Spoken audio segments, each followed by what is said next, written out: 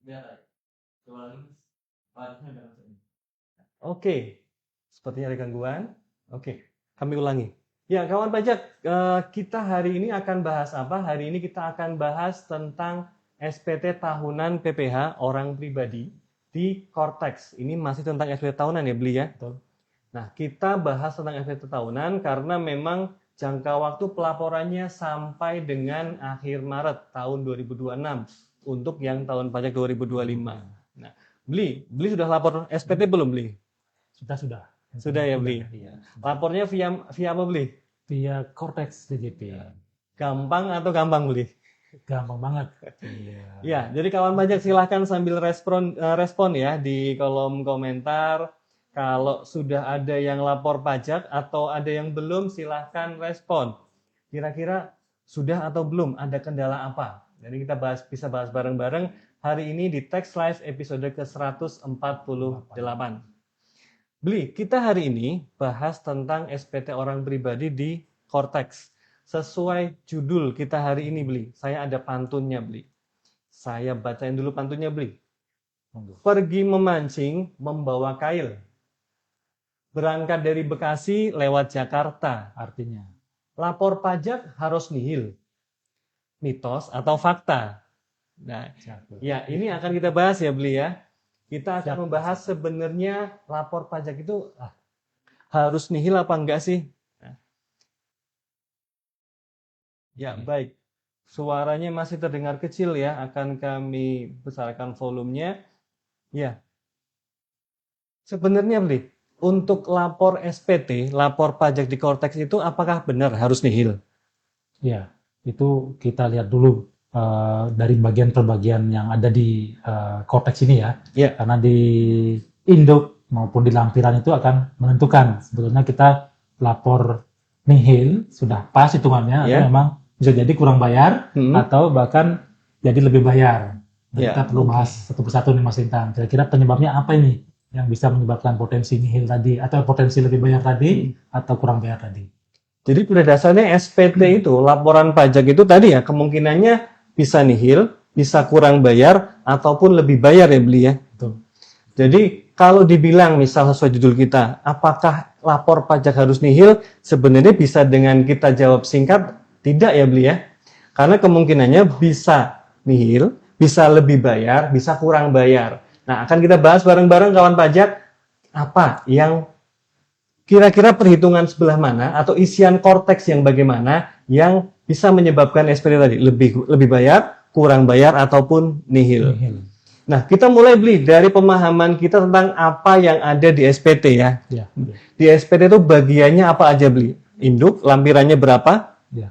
Induk dan lampiran itu kalau dulu kita DJP online, kita jawab dulu pertanyaan di belakang ya, ngisi dari belakang ke depan. Nah, di Cortex ini kita harus menjawab serangkaian pertanyaan. Jawaban iya atau tidak itu akan menentukan lampiran kita sesuai dengan kondisi yang ada di kita masing-masing.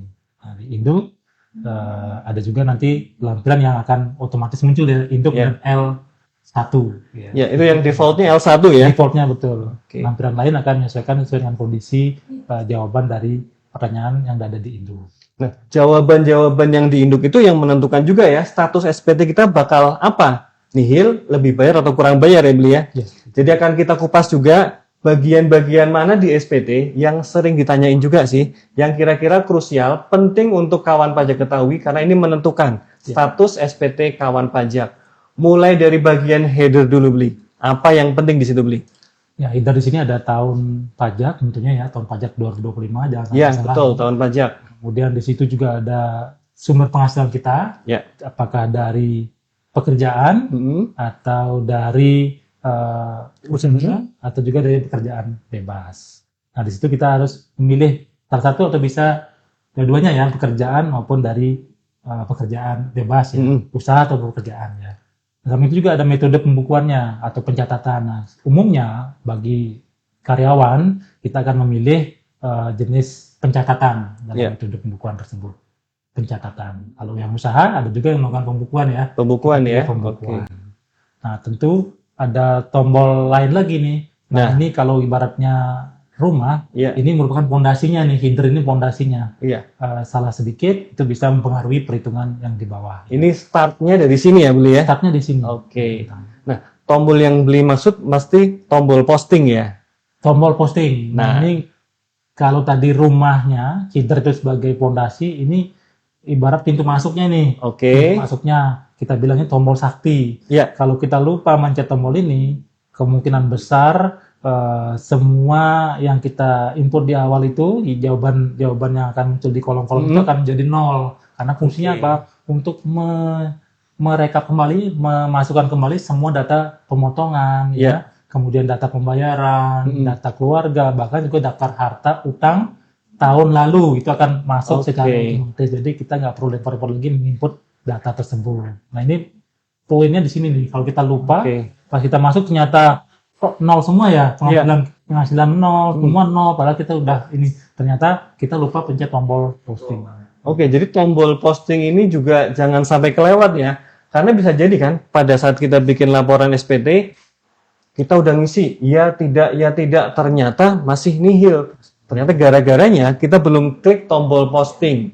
Padahal tadi Beli Gede sampaikan tombol posting itu fungsinya buat menarik data-data yang utama ya data bukti potong ya Beli ya? Betul, ini yang paling utama bukti potong. Agar bukti potongnya masuk ke lampiran dan masuk ke perhitungan yang ada di induk SPT. Betul. Nah, kita bergeser turun ke bawah di bagian identitas wajib pajak Beli. Apa yang penting bagi kawan pajak untuk cermati di bagian ini Beli? Identitas ini merupakan sangat penting juga ya, sangat penting validarnya, nama, kemudian data NIK ya, karena NIK kan sudah di NPWP, jadi penting untuk memastikan ini sudah sesuai, kemudian alamat ya, nomor handphone, itu juga akan data-data yang akan terus ngikut ya, akan terus ngikut, begitu kita bikin permohonan atau apa, itu kan tetap akan ada. Kemudian yang paling penting lagi, itu Mas Lintang, yang paling penting adalah status perpajakan kita, kita. Betul, status yang suami, istri, gabung, kawin, itu yang banyak ditanyain juga nih oleh kawan pajak. Itu gimana Beli? Nah, kalau umumnya ya sebagai penghasilan diatur dalam Undang-Undang Pajak PPh ya, PPh, bahwa penghasilan satu keluarga itu sebagai satu kesatuan ekonomi. Itu artinya secara default adalah penghasilan istri itu bergabung dengan suami. Jadi nanti yang lapor cukup suami saja. Kalau gabung ya NPWP-nya ya. Reportnya begitu. Nah, kalau gabung berarti pilihannya apa Beli di situ Beli? Kalau bergabung itu tidak perlu memilih apa-apa di situ. Lewati saja. Lewati ya. Berarti bukan PH ataupun MT di situ ya? Bukan PH maupun MT. Nah, kalau baru kita pilih PH atau MT kalau kita benar pisah harta ataupun memilih terpisah ya. Artinya secara keluarga gabung tapi pengen menjalankan kewajiban perpajakannya masing-masing. Nah, ini juga penting ya Beli ya, jangan sampai salah pilih.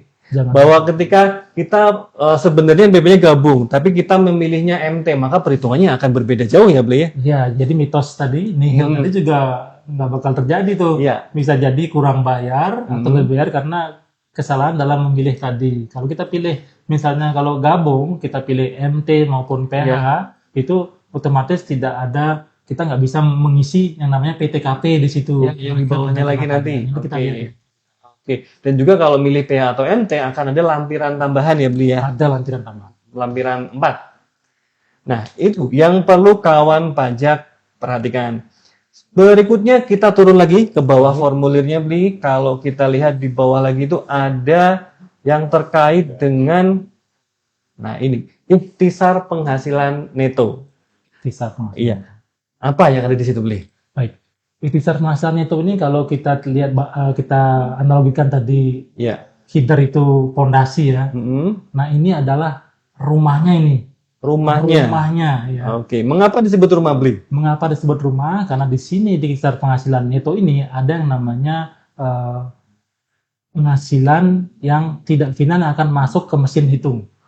Ini tidak boleh salah rumah, tidak boleh salah kamar. Nah, yang pertama ada penghasilan neto dalam negeri berupa pekerjaan, ya. Ada juga yang kedua penghasilan dalam negeri sehubungan dengan pekerjaan atau pekerjaan bebas atau usaha, dan ada juga penghasilan dalam negeri lainnya, dan juga penghasilan luar negeri. Ini akan semua bergabung menjadi satu, akan dihitung di mesin penghitungan di depan. Oke. Berarti 4 komponen tadi, penghasilan dari pekerjaan, terus dari usaha dan atau pekerjaan bebas, dalam negeri lainnya, dan penghasilan luar negeri, inilah yang dihitung ulang ya di SPT tahunan ya. Karena sifatnya tidak final ya beli ya? Sifatnya tidak final. Oke. Dan ini kawan pajak juga kalau memang punya penghasilan dari masing-masing jenis penghasilan ini, ya jangan sampai tidak dimasukkan, begitu ya beli ya? Betul. Karena akan mempengaruhi status SPT kawan pajak, nihil, kurang bayar, ataupun lebih bayar. Jangan ketukar-tukar gitu ya. Penghasilan tidak final, ada juga penghasilan yang final, dan juga penghasilan yang bukan objek pajak. Jadi tiga kamar ini jangan sampai tukar-tukar tuh.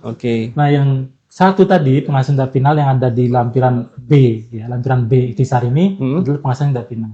Ada juga penghasilan yang tidak, yang penghasilan final. Final itu artinya yang sudah selesai, cukup kawan pajak laporkan saja. Ada juga penghasilan bukan objek, itu cukup dilaporkan saja, tapi itu sudah selesai penghitungannya karena bukan objek ya.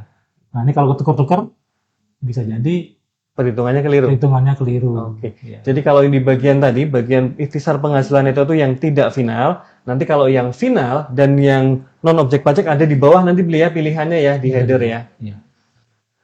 Lanjut beli. Kita masuk ke bagian perhitungan pajak terutang. Kalau saya lihat ini, saya sambil buka formulir Cortex kawan pajak. Jadi kawan pajak sambil buka laptop juga silakan ya. Ini saya juga sambil menyapa kawan pajak deh yang hadir beli. Ada kawan pajak Endah Rizky, selamat siang. Ada kawan pajak Kurnia 838 Winawan, selamat siang juga ya. Terima kasih sudah mengikuti acara Tax Live hari ini. Silakan sampaikan pertanyaan di kolom chat juga bisa ya. Nanti kawan pajak yang lain, berarti teman-teman kami, Tax Army, ada Mas Zauki, Mbak Nisa, ada Mas Sugi juga siap menjawab untuk pertanyaan yang ada di kolom chat. Nanti juga ada sesi tanya jawab setelah kami menyampaikan beberapa poin-poin yang penting untuk kawan pajak ketahui. Lanjut, beli. Lanjut.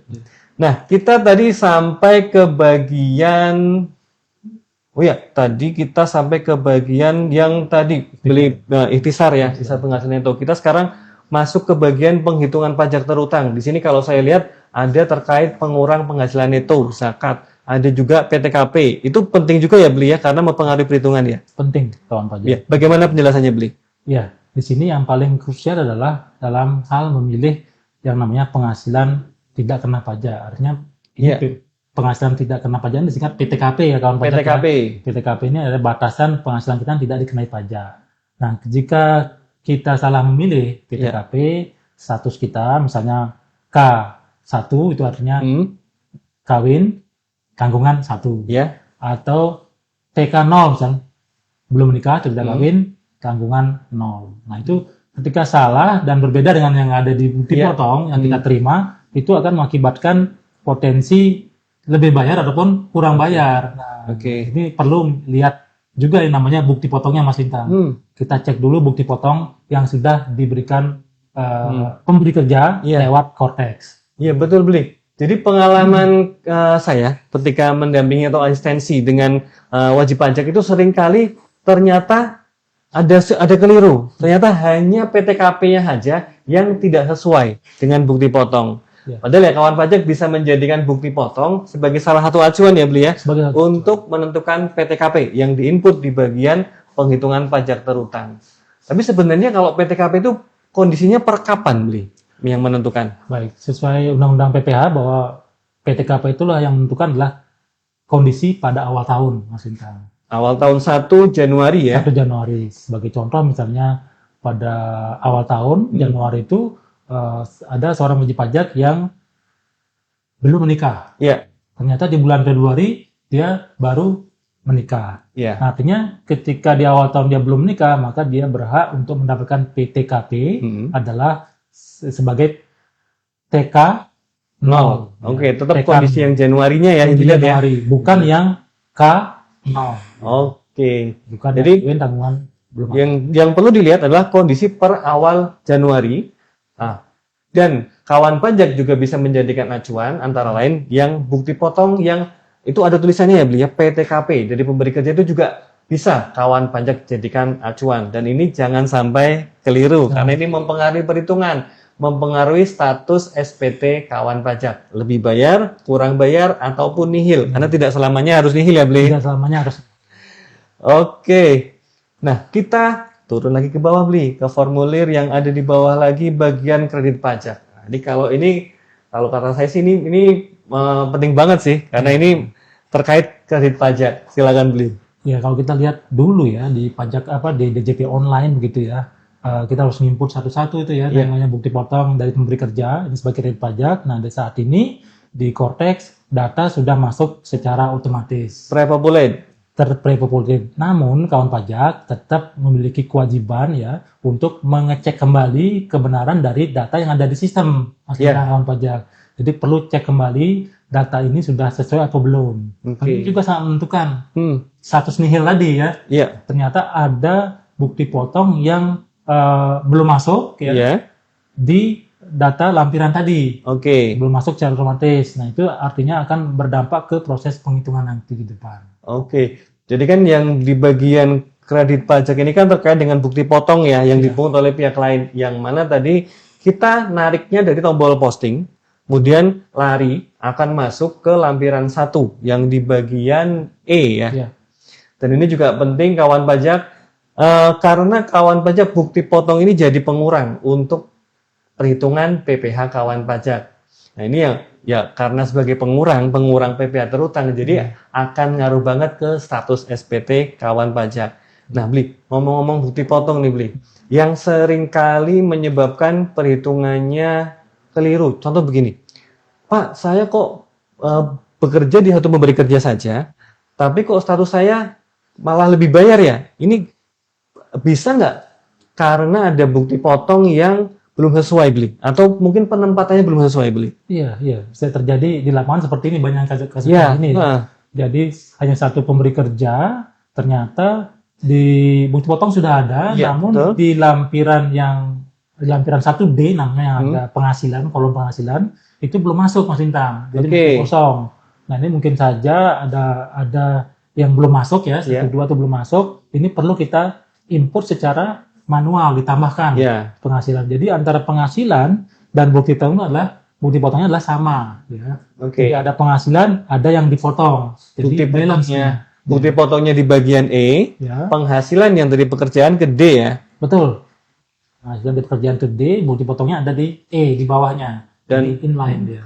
Dan padahal bisa jadi juga ya, ada bukti potongnya, tapi penghasilannya tidak terkait dengan pekerjaan. Bisa ya, Bli ya? Bisa. Ya, saat ini memang proses pekerjaan itu semakin berkembang ya. Jenis pekerjaan berkembang, semakin fleksibel. Jadi ada penghasilan lain seperti Shopee affiliate misalnya, atau marketing affiliate tadi ya, atau juga penghasilan dari perbankan ya. Ya, jadi juga tetap harus dicek ya. Di bagian bukti potong ini penting. Ada bukti potong ada berapa? Terus dari tiap-tiap bukti potong ini kan mesti ada penghasilannya. Nah, bukti potongnya ada di lampiran 1 bagian E. Nah, penghasilannya harus masuk ke kamarnya masing-masing ya, Bli ya. Jadi kalau penghasilannya terkait dengan pekerjaan, maka masuknya ke lampiran 1 bagian D. Kalau penghasilannya ternyata ini tidak terkait dengan pekerjaan, misal terkait dengan cashback ataupun terkait dengan yang affiliate, maka bisa dimasukkan contohnya ke penghasilan dalam negeri lainnya, begitu ya, Bli? Betul. Karena ini nanti akan sinkron nih, ada bukti potongnya, ada yang dipotong, dan ada juga penghasilan. Karena kalau kita mengabaikan itu, bisa jadi bukti potongnya kita akui, tapi penghasilannya tidak kita masukkan. Itu yang biasanya membuat SPT kawan pajak jadi lebih bayar. Padahal harusnya bisa jadi kurang bayar. Nah, ini jadi perhatian kawan pajak bahwa kalau misalnya ada penghasilan lain ya selain dari pekerjaan utama, itu berarti kan sampingan ya, Mas Intang ya. Sampingan ini perlu kita masukkan ke penghasilan dalam negeri lainnya. Nah, sehingga data bukti potong yang masuk tadi itu bisa masuk ke mesin penghitungan, jadi balance. Jadi masuk ke mesin penghitungan artinya dijumlahkan dengan penghasilan yang sehubungan dengan pekerjaan kita sehari-hari. Jadi pekerjaan kita dari gaji ditambah dengan penghasilan dari sampingan yang lain-lain. Jadi penghasilan dalam negeri lainnya, masuk ke situ rumahnya. Ya, karena tadi kembali ke mesin, berarti kembali ke bagian atas tadi ya, ikhtisar penghasilan itu. Masuk ke ikhtisar. Itu juga jangan sampai kelewat ya kawan pajak, kalau ada beberapa yang harus disesuaikan, bukti potong dan penghasilannya. Nah, kita turun lagi ke bawah, Bli. Kita kupas tuntas pokoknya, Bli. Kita tadi terakhir membahas tentang kredit pajak. Nah, sekarang kalau kita turun ke bawah lagi di formulir Cortex di SPT tahunan orang pribadi, bagian bawahnya tuh terkait PPh kurang atau lebih bayar. Nah, di sini ya, yang bisa menunjukkan bahwa SPT kita sebenarnya apa statusnya? Ya, apakah nanti kawan pajak melihat nihil, itu artinya hitungannya sudah pas ya. Hitungan sudah pas. Nah, bahkan pas gimana, Bli, kalau nihil, Bli? Pas artinya jumlah PPh yang terutang itu sama dengan yang dipotong. Ya. Jumlah PPh yang terutang sama dengan yang dipotong. Nah, itu jadi nihil. Pas tuh, nihil tuh. Klop, nggak ada selisih ya? Nggak ada selisih. Itu tidak berarti bahwa tidak ada pajaknya, bukan ya? Bukan, tetap sudah dilakukan pemotongan oleh siapa? Oleh pemberi kerja masing-masing, oleh perusahaan masing-masing. Itu kalau nihil berarti di angka 11A nilainya 0. Kalau angkanya minus itu berarti gimana, Bli? Ada lebih bayar, yang ini artinya kawan pajak bisa meminta pengembalian ya, pengembalian ke KPP tempat terdaftar apabila status kita lebih bayar ya, ini bisa dilakukan pengembalian. Sedangkan kalau misal plus berarti kan kurang bayar, itu artinya hitungan PPh terutang kita yang tadi Bli sampaikan di mesin perhitungan setahun ternyata masih lebih besar daripada yang sudah dipotong. Betul. Nah, itu masih ada kurang bayar. Nah, kurang bayar ini nanti kita bayarkan di tombol bayar dan lapor nih kalau kita bicara SPT tahunan orang pribadi di tahap akhir ya, di tahap akhir kita ini. Oke, nah jadi 11A ini apa ya? Hasilnya kali ya bisa kita lihat kurang bayar, lebih bayar ataupun nihil. Nah, artinya kawan pajak jangan buru-buru submit SPT ya. Statusnya lebih bayar, ya, ini penting juga nih. Kurang bayar, ternyata memang kita nggak kurang bayar nih, atau ternyata kita nggak lebih bayar kawan pajak, dan seharusnya kita nihil, atau juga bahkan harusnya tidak nihil nih, tetapi harusnya kurang bayar. Nah, ini perlu kita cek sebelum kita submit SPT. Pastikan dulu bukti potongnya sudah masuk, pastikan juga semua penghasilan sudah masuk, sehingga klop semua. Gitu. Saya pernah beli pas asistensi itu ada. Berarti wajib pajak, kawan pajak juga ya, yang Pak, kok saya malah kurang bayar, padahal saya itu bekerja di satu tempat saja. Bukankah harusnya kecenderungannya nihil? Iya, kalau bekerja di satu tempat kan harusnya kecenderungannya nihil ya. Ternyata yang PPh yang terutang, yang dipotong sama. Nah, harusnya kan seperti itu kan. Ternyata sebabnya apa coba Beli? Karena PTKP-nya belum dipilih, Beli. Nah, tadi jadi poin-poin yang kami sampaikan itu teknisnya ya, kawan pajak. Itu yang harus kawan pajak cek recek lagi. Jangan-jangan kawan pajak itu statusnya katakan ya tadi, oh saya kurang bayar, jangan-jangan harusnya nihil. Terus Pak lebih bayar, jangan-jangan harusnya kurang bayar. Bisa seperti itu. Jadi kawan pajak harus cek lebih detail lagi, terutama tadi di poin-poin yang kami sebutkan. Nah, tadi kita kan ada di poin terkait dengan nomor 11A ya, status PPh-nya seperti apa. Kalau bagian bawahnya itu pembetulan, itu bagaimana Beli? Pembetulan ini ada ruang untuk kawan pajak apabila terdapat data laporan SPT yang sudah dilaporkan kawan pajak, ternyata ada kesalahan ini, bisa berupa data bukti potong ada yang baru masuk atau belum masuk semua, kelupaan. Nah, itu kita bisa memanfaatkan fasilitas namanya pembetulan ini. Kemudian ada juga yang misalnya ada data harta, kemudian data utang yang belum atau lupa kita masukkan, kita bisa melakukan pembetulan sepanjang belum dilakukan proses audit atau pemeriksaan oleh KPP. Jadi kita bisa melakukan pembetulan kapan saja ya, kapan saja, berkali-kali juga bisa ya. Jadi perlu kita memastikan kembali sebelum melapor, mengecek kembali semua data penghasilan, semua data harta dan data utang itu harus wajar dan klop semua masuk begitu. Oke, intinya laporkan sesuai kondisi real kawan pajak seperti apa, gitu ya. Betul. Nah, bagian bawah, nah ini nih terkait permohonan pengembalian PPh lebih bayar. Di sini terkait nomor rekening ya, Beli ya, kalau lebih bayar ya, Beli. Nah, apa yang penting di sini, Beli? Lebih bayar ini berarti kawan pajak bisa meminta pengembalian sesuai dengan hak kita sebagai wajib pajak ya. Salah satunya adalah lebih bayar. Nah, di sini perlu kita pastikan adalah mencantumkan nomor rekening yang valid ya kawan pajak, karena kalau tanpa nomor rekening yang valid, KPP akan kesulitan dalam melakukan proses administrasi pengembaliannya.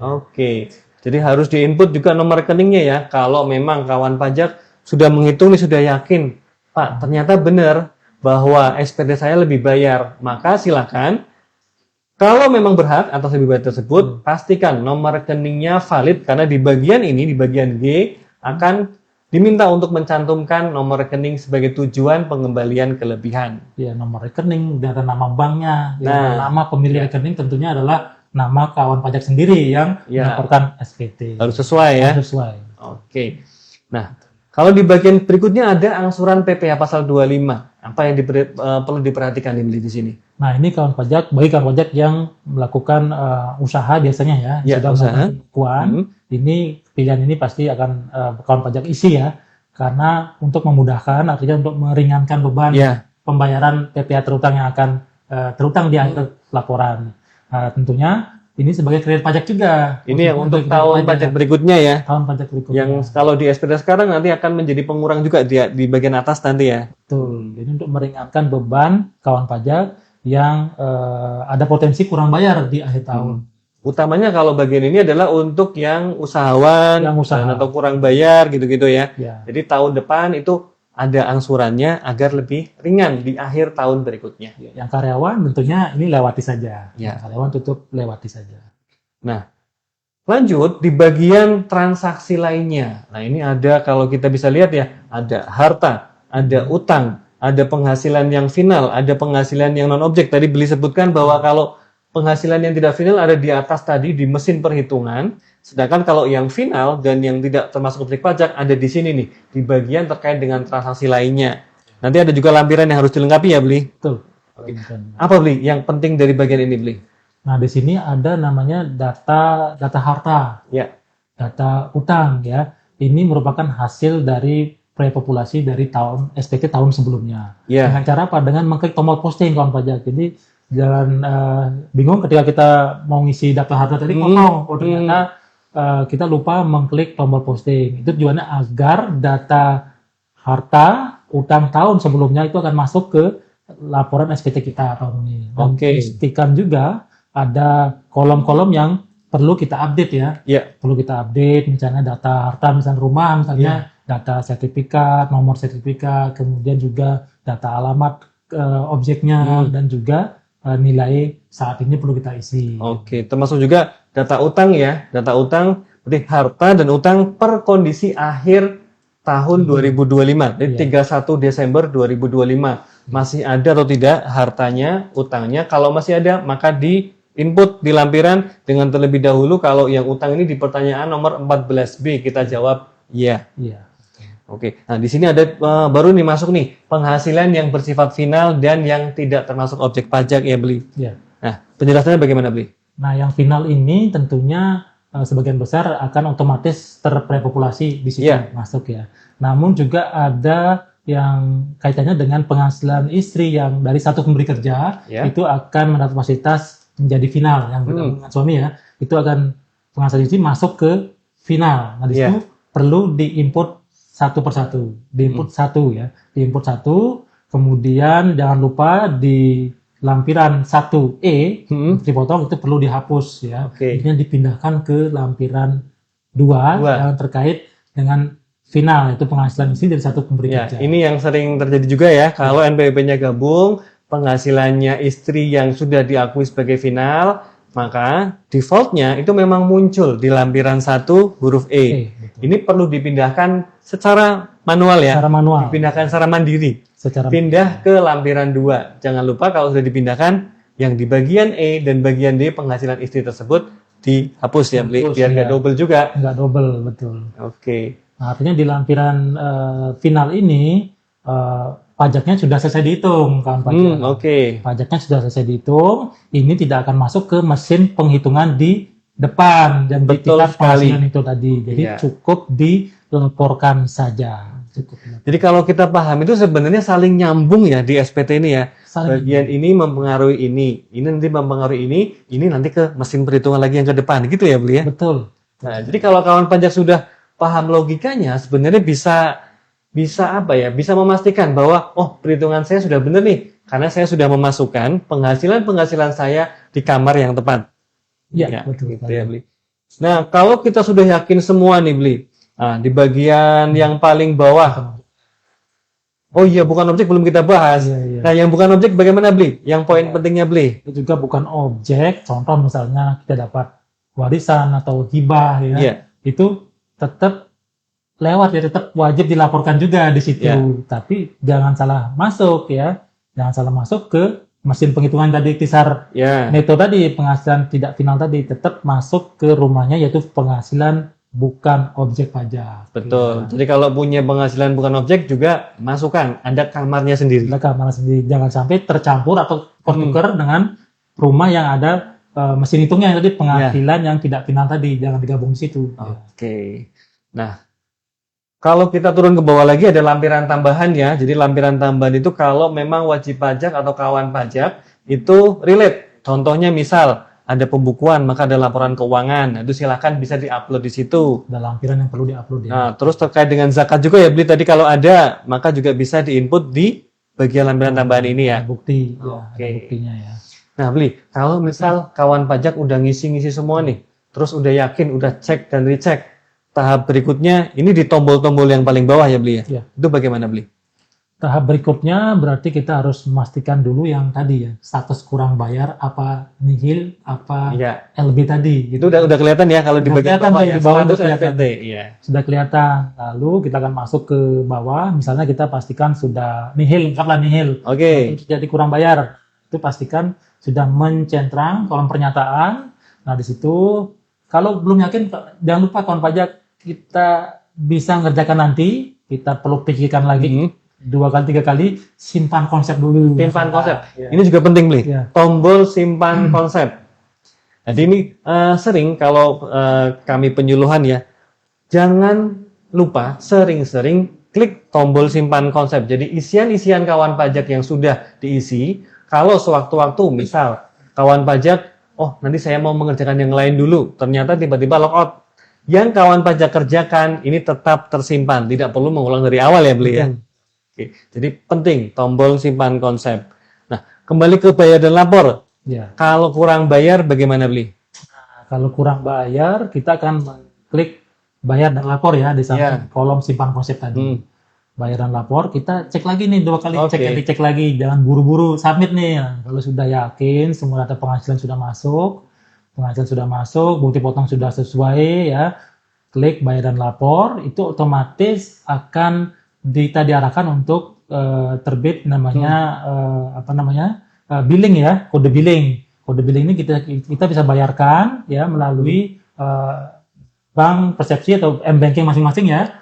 Nah, ketika sudah tervalidasi NTPN, artinya sudah sukses dalam pembayaran, ini bedanya sama yang DJP online, kawan pajak. Jadi dulu kalau kita kurang bayar, kita harus input satu-satu nih NTPN-nya misalnya. NTPN harus benar dan valid. Nah, saat ini di Kortes, ketika kita sudah berhasil membayar kurang bayar tadi, ketika sudah terbit NTPN, sudah valid dari banknya, maka SPT kita statusnya berubah nih langsung otomatis tanpa perlu menginput NTPN. Jadi otomatis dari SPT yang dari draft tadi ya, draft menunggu pembayaran masuk ke SPT yang sudah dilaporkan. Dan bukti penerimanya bisa kita klik dari situ juga ya. Betul. Nanti akan masuk ke email. Email dan terima sudah masuk ke email. Oke, kawan pajak, sudah nggak kerasa hampir 30 menit kami ngobrol-ngobrol.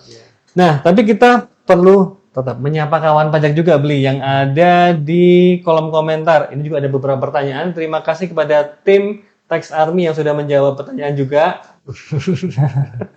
Nah, coba saya bacakan satu pertanyaan ya. Ini dari kawan pajak ini, Bli. Kita putar mejanya. Oh, iya ini. Dari kawan pajak Dian Indri Win.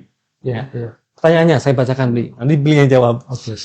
Pak, kalau bopotnya belum masuk harus bagaimana? Wah, ini kenapa gini? Kita lihat lagi nih proses tadi ya kawan pajak ya. Jadi ada namanya tombol posting, ini tombol sakti ya. Tombol sakti, walaupun pemberi kerja sudah membuat bukti potong, ternyata kalau kita lupa mengklik tombol posting, ini akan mengakibatkan bukti potong yang dibuat di perusahaan itu tidak atau belum masuk. Belum masuk ke Kortes kita. Jadi kita harus klik tombol posting, tujuannya agar menarik semua data bukti potong.